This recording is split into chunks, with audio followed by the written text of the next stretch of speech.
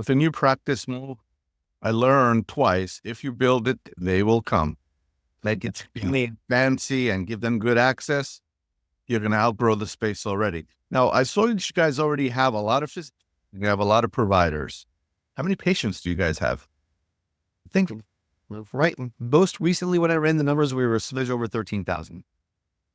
Oh, wow. So yeah, so it's a good size practice.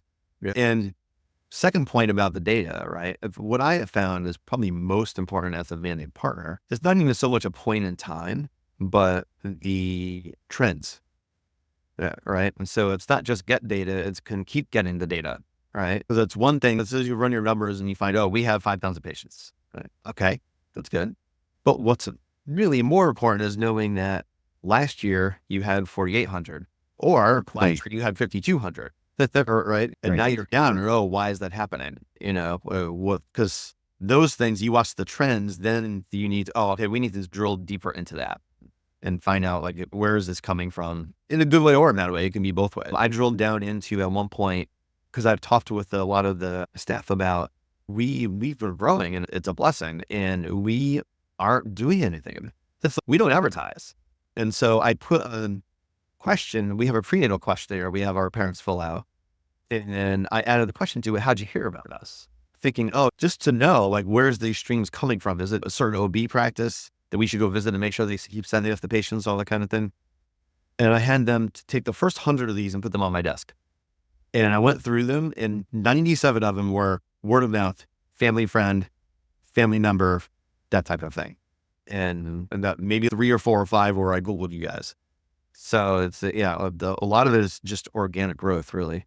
And I just need to teach you how to drink bourbon and then sit down with Chip Hart and me and go over these things because you're a data nerd and all data nerds drink bourbon. Yeah, I know. I guess I have to work on it. We talked about this because this is not new to our specialty. The old guys used to, remember when we used to do 1, 2, 3, 4, and then cross, 1, 2, 3, 4, and then cross on paper? The old guys did exactly what you did, but they didn't use, and now I'll have another comment, but they used to count the newborns every month. 1, 2, 3, 4, cross, 1, 2, 3, 4, cross, and keep it on a piece of paper on their desk. And then they would not release any record for transfer to another practice until they looked at the record and saw who it was that was transferring, where they were going, and they would count them. And so every month they knew how many patients came into the practice and how many patients came out of the practice. And that's how they knew if they were doing well or not. And today you said you use pivot tables.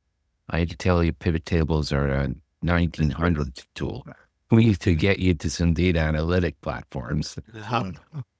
So what EHR are you using? What technology are you using? We are on MedEnt, actually. MedEnt. Very much a regional EMR. Okay. They are out of Auburn, which is a little bit east of here, close to the Syracuse. And so you go somewhere, there's Texas, California, they've probably never heard of the thing. Right. But they really oriented themselves towards smaller private practices. And so if you talk to a lot of the pediatricians, family practice up here in upstate New York, they've gotten a little bit into Ohio, Pennsylvania, New England a little bit, but it's a very popular platform up here. Yeah. So sounds like you're doing a lot of spreadsheets and Yes. since that way.